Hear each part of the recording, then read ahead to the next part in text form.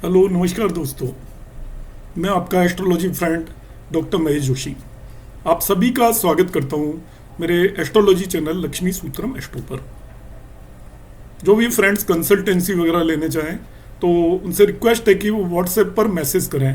Call करनी होगी तो वो हमारी तरफ से जाएगी, डायरेक्ट कॉल ना करें, उससे कोई फ़ायदा नहीं है, क्योंकि आप कुंडली की अपनी डिटेल भेजेंगे उसके बाद ही कुछ बात करने का फ़ायदा है। एक और मैं इन्फॉर्मेशन यहाँ पे देना चाहता हूँ कि जो भी लोग एस्ट्रोलॉजी करते हैं और उनको टाइमिंग ऑफ इवेंट में प्रॉब्लम आती है, तो टाइमिंग ऑफ मैरिज की मेरी सीरीज शुरू होने वाली है वेडनेसडे 27 जून 2024 को। तो जो फ्रेंड ज्वाइन करना चाहें वो कर सकते हैं, क्योंकि अक्सर ये देखा है मैंने, जब वो कोर्स शुरू हो जाता है तो उसके बाद बहुत लोग आते हैं और इसके बाद वो कहते हैं कि हमें ज्वाइन करा लीजिए, तब उन्हें समझ में नहीं आएगा। पहली क्लास से ही यदि आप इसको ज्वाइन करेंगे तभी आपको फ़ायदा है। अब मेरे व्हाट्सएप नंबर पर मैसेज करें तो उसकी और डिटेल्स मैं आपको रिप्लाई में दे दूंगा। तो चलो, ये तो बात हुई। अब आज मैं लेकर आया हूँ एक बहुत ही इंपॉर्टेंट वीडियो। ये सारे कॉम्बिनेशंस बहुत ही एफर्ट और रिसर्च के बाद आपके सामने मैं लेकर आता हूँ। ये सामान्य नहीं है, आपको कहीं भी देखने को नहीं मिलेंगे। जो भी सूत्रास मैं लेकर आता हूँ, हर एक सूत्र पर काफ़ी ज़्यादा कुंडलियों पर काम किया जाता है। इसके बाद उनको शॉर्ट लिस्ट करके मैं आपको बताता हूँ, और ये बहुत सारी कुंडलियों पर लगते हैं। ज्योतिष के कोई भी सूत्र सामान्य तौर पर 70% से ज़्यादा केसेस में नहीं लगते। तो यदि किसी की कुंडली में नहीं लग रहे हैं तो वो ये नहीं समझे कि ये सूत्र सही नहीं है। बहुत कम ही सूत्र हैं जो कि 100% कुंडलियों में लगते हैं। उसके कई कारण हैं। बहुत सारे लोगों का टाइम ऑफ बर्थ भी एक्यूरेट नहीं होता, कुंडलियां भी सही नहीं होती, और बहुत सारी चीज़ें एज इट इज़ नहीं लगती हैं कुंडलियों पर। मगर 70% केस में भी यदि कोई सूत्र लगता है तो वो बहुत ही एक्यूरेट सूत्र माना जाता है। आज मैं बताऊंगा शनि के बेस पर हम किस तरीके से कुंडली में देखेंगे कि आपका गवर्नमेंट जॉब लग सकता है या नहीं लग सकता है। मेरे पास कितनी ज़्यादा क्वेरीज आती हैं कि वो लोग हमारा सरकारी नौकरी कब लगेगी। तो उन सभी दोस्तों के लिए मैंने ये वीडियो तैयार किया है। तो आप इस पूरे वीडियो को देखें। आपकी कुंडली के अंदर ये कॉम्बिनेशंस हैं तो आप देखें, अपने फ्रेंड्स को भी इसके बारे में बताएं, वो भी लगाकर इसको देख सकते हैं। और आप आगे की जानकारियों को भी टाइम पर चाहते हैं तो इस चैनल को इमीडिएटली आप सब्सक्राइब कर लें और वीडियोस को लगातार देखते रहें, जिससे कि आपका कोई भी वीडियो मिस ना हो। तो सैटर्न सूत्र ऑफ गवर्नमेंट जॉब की हम बात करेंगे रेयर ज्योतिष में आज। मतलब शनि के ऐसे सूत्र, शनि को एक्चुअली हम कर्म का कारक मानकर चलते हैं, और यदि भृगुनंदी नाड़ी वगैरह एस्ट्रोलॉजी में तो शनि से ही हम प्रोफेशन को देखते हैं। तो इन जनरल शनि प्रोफेशन के लिए वैदिक ज्योतिष में भी शनि कारक होता है 10वें भाव का, और प्रोफेशन से रिलेटेड सबसे इंपॉर्टेंट प्लेनेट होता है ये।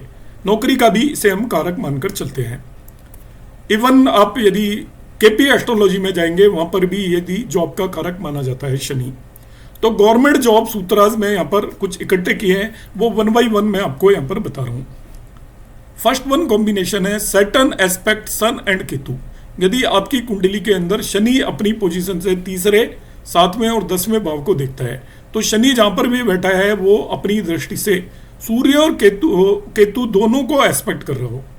या तो सूर्य केतु एक साथ बैठे हो उन्हें एस्पेक्ट कर रहा है, अलग अलग बैठे हैं तो दोनों को एस्पेक्ट कर रहा है। तो आपके गवर्नमेंट एम्प्लॉयमेंट के बहुत हाई चांसेस हैं। अब यहाँ पे आज के ज़माने में गवर्नमेंट नौकरी तो उतनी नहीं निकलती, मगर गवर्नमेंट से रिलेटेड आपको एम्प्लॉयमेंट मिलेगा, ऐसा मान कर सकते हो आप कि कॉन्ट्रेक्चुअल बेस पे गवर्नमेंट में काम कर रहे हो, आप किसी डिपार्टमेंट में काम कर रहे हो, किसी कंपनी में काम कर रहे हो, वो गवर्नमेंट से लिंक्ड है, या आप गवर्नमेंट से लिंक्ड कोई भी काम कर रहे हो, इस तरीके के कॉम्बिनेशन आप इसको मानकर चलेंगे। एग्जैक्ट यह नहीं कि आपको कोई गवर्नमेंट अपॉइंटमेंट मिलेगा, बट आपको गवर्नमेंट से लिंक्ड एम्प्लॉयमेंट होगा, ये जरूर मानकर चलें।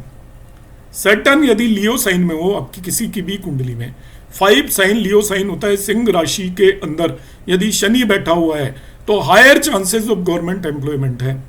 ऐसे नेटिव को गवर्नमेंट एम्प्लॉयमेंट के काफ़ी ज़्यादा चांसेस होंगे यदि सिंह राशि के अंदर आपका शनि बैठा हुआ है कुंडली में। तो एक बहुत ही इंपॉर्टेंट और रिसर्च कॉम्बिनेशन है कि जिन लोगों की सिंह राशि के अंदर यदि सूर्य बैठा है। अब मेरे पास बहुत सारे कमेंट आएंगे कि सिंह राशि के अंदर तो 2.5 साल तक सूर्य होता है। नेचुरली एक राशि में सूर्य 2.5 साल तक होता है, तो उन 2.5 सालों के अंदर जितने भी लोग बॉर्न हुए होंगे उनके वो सभी की एक्चुअली शनि सिंह राशि के अंदर होगा। तो इसमें हमें ये कॉम्बिनेशन है कि सिंह राशि के अंदर सूर्य हो। मगर इसमें आप एक चीज को और ध्यान रख लेना, जो मैं यहाँ पे एडिशनली लिखा नहीं है, मैं आपको बता देता हूँ। उसका 10th हाउस से बहुत क्लोज लिंक होना चाहिए। जैसे सिंह राशि में ही 10वें भाव के अंदर बैठा हुआ है, सिंह राशि में बैठकर वो 10वें भाव को देख रहा है, तब वो उसके गवर्नमेंट एम्प्लॉयमेंट के काफी ज्यादा चांसेस हो जाएंगे। नेक्स्ट कॉम्बिनेशन है सैटर्न नेक्स्ट टू सन। अब सैटर्न नेक्स्ट टू सन का क्या मतलब है कि आपकी कुंडली में सूर्य जिस भी भाव के अंदर बैठा हो, राशि वगैरह कुछ भी नहीं देखना। सपोज सूर्य 5वें भाव में बैठा है तो शनि 6ठे भाव में बैठा है, सूर्य 7वें भाव में बैठा है तो शनि 8वें भाव में बैठा है। सूर्य के अगले भाव के अंदर जब भी शनि बैठा हुआ हो तो ऐसे पर्सन के भी गवर्नमेंट एम्प्लॉयमेंट के काफी चांसेस होंगे। आप तैयारी कर रहे हो, आपकी कुंडली के अंदर ये कॉम्बिनेशन आपको नजर आ रहे हैं, तो आप सोच सकते हो कि आपके गवर्नमेंट एम्प्लॉयमेंट के चांसेस हैं। ये एक बहुत ही स्ट्रॉन्ग कॉम्बिनेशन बनता है। फोर्थ कॉम्बिनेशन की अब हम बात करेंगे। सैटर्न है सन इन 10th हाउस। मतलब सैटर्न है सन इन 10th हाउस का मतलब क्या है, ध्यान से समझें। आपका सैटर्न कुंडली में कहीं भी बैठा है, कहीं भी बैठा है, किसी भी भाव में बैठा है, वहां से काउंट करिए यदि उससे 10वें भाव के अंदर सूर्य है। सूर्य एक्चुअली गवर्नमेंट का कारक है। यहां पर हमने शनि को लग्न बना लिया जो कि प्रोफेशन का कारक है। तो शनि जहां पे भी बैठा है उससे 10वें भाव के अंदर यदि सूर्य बैठा हुआ है आपकी कुंडली के अंदर, तो आप समझ जाइए आपकी कुंडली के अंदर बहुत हायर गवर्नमेंट पोस्ट के चांसेस हैं। जो लोग यूपीएससी वगैरह की तैयारी कर रहे हैं, किसी हायर कॉम्पिटिटिव एग्जाम की तैयारी कर रहे हैं, आईएएस वगैरह की तैयारी कर रहे हैं, या आपके सिविल सर्विसेज की तैयारी कर रहे हैं, यूपीएससी में इंजीनियरिंग सर्विसेज की तैयारी कर रहे हैं, तो इस तरीके से ये कॉम्बिनेशन बहुत स्ट्रॉन्ग कॉम्बिनेशन है कि सैटर्न से यदि 10वें भाव के अंदर सूर्य है तो वो आपको हायर पोस्ट दिलाने में हेल्प करेगा। फिफ्थ कॉम्बिनेशन की बात करेंगे। सैटर्न रेट्रो, मतलब वक्री होना चाहिए शनि विद वीनस, शुक्र के साथ वक्री शनि हो, and Mars in 11th house from Saturn. मतलब शनि से 11वें भाव के अंदर मंगल हो और शनि आपका रेट्रो होकर शुक्र के साथ युति बना रहा हो। कहीं भी किसी भी भाव में शनि बैठा हुआ है और शुक्र के साथ बैठा हुआ है और शनि रेट्रोगेट है, और उससे 11वें भाव में गिनिए यदि वहां पर मार्स बैठा हुआ है तो native will earn name and fame and will rise higher in government job. Secretary level तक भी वो पहुंच सकता है, ऐसा मानकर चलेंगे। यदि आपका वक्री शनि है, उसके साथ सूर्य बैठा हुआ है और साथ ही साथ में आपका उससे 11वें भाव में मार्स बैठा हुआ है, तो बहुत हायर गवर्नमेंट पोस्ट का कॉम्बिनेशन है ये। 6-1 कॉम्बिनेशन की बात करेंगे। Saturn next house aspected bye Jupiter. Shani जिस भी भाव में बैठा हुआ है उससे अगले भाव पर गुरु की दृष्टि पड़ रही हो, शनि से दूसरा भाव भी उसे कहेंगे। सपोज शनि 5वें भाव में बैठा हुआ है तो 6ठे भाव पर यदि गुरु की दृष्टि पड़ रही हो तो इन दैट केस ऑल्सो जो नेटिव है वो आपका गवर्नमेंट जो एजुकेशनल इंस्टीट्यूट में कहीं जॉब करेगा। एजुकेशनल का मतलब स्कूल कॉलेज हो सकते हैं, यूनिवर्सिटीज हो सकती हैं, ऐसे जगह पर वो गवर्नमेंट जॉब करेगा यदि शनि से नेक्स्ट भाव के ऊपर गुरु की दृष्टि पड़ती हो। अब 7वें कॉम्बिनेशन की बात करेंगे। Saturn has Venus in 2nd house and sun and Mercury in 4th house. क्या कॉम्बिनेशन है, जरा ध्यान से समझें। शनि आपकी कुंडली में जहां भी बैठा है उससे अगले भाव के अंदर शुक्र बैठा हो और चौथे भाव के अंदर सन और मरकरी का कंजंक्शन हो।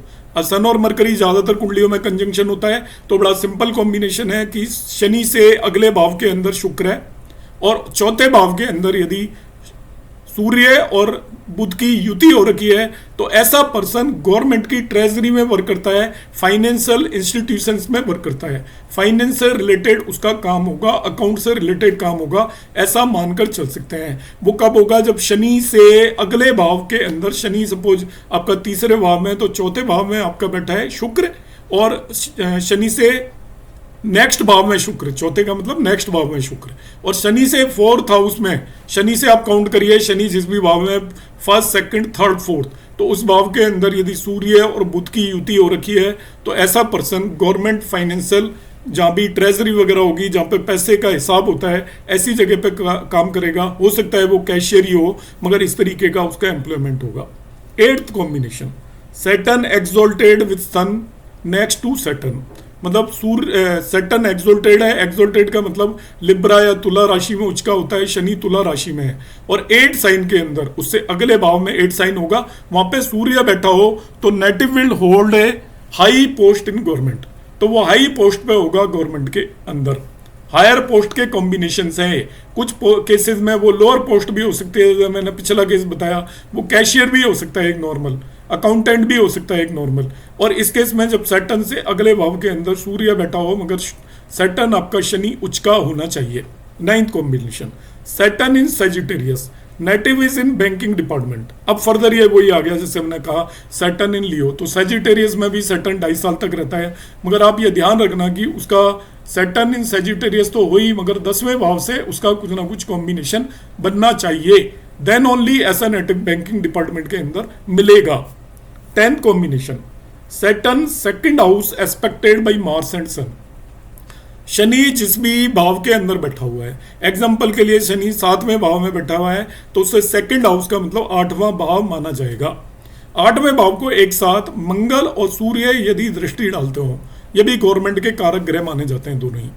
तो ऐसा एम्प्लॉय, ऐसा पर्सन जो होगा वो एक्चुअली सर्जिकल डिपार्टमेंट के अंदर होगा, सर्जन होगा किसी बड़े हॉस्पिटल के अंदर, क्योंकि सर्जन बड़े हॉस्पिटल में ही होते हैं। तो सैटर्न से सेकंड हाउस पर यदि मंगल और सूर्य की दृष्टि पड़ रही है तो ऐसे पर्सन की कुंडली को आप देखिए तो आप जज कर सकते हैं कि वो पर्सन एक गवर्नमेंट हॉस्पिटल के अंदर सर्जन होगा।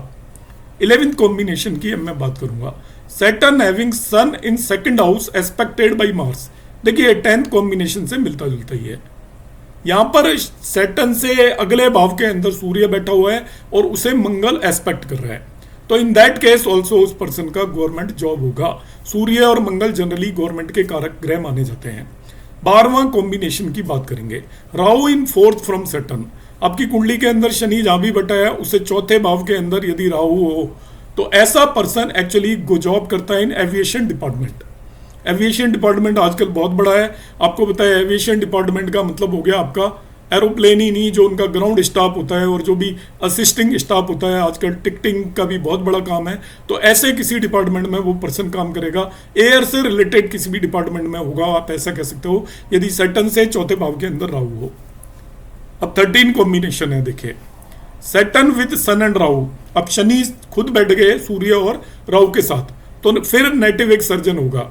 अभी मैंने बताया था सर्जन होगा नेटिव कब, जब सैटर्न से नेक्स्ट भाव में के अंदर सूर्य और मैंने मंगल का कॉम्बिनेशन आपको बताया था एस्पेक्ट, पिछले केस में देखिए Saturn having Sun and second, ये Saturn second house aspected by Mars and Sun, तो वो सर्जन था।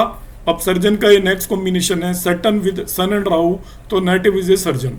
14 combination Sun and Mars in second from Saturn, Surya और मार्स वहां एस्पेक्ट कर रहे थे। आप ध्यान से देखिएगा, पीछे मैंने बताया था कि सैटर्न से दूसरे भाव को एस्पेक्ट कर रहे हो, यहां पर सैटर्न से दूसरे भाव में बैठे हो, तो ऐसा पर्सन होगा इन गवर्नमेंट मशीनरी फैक्ट्री।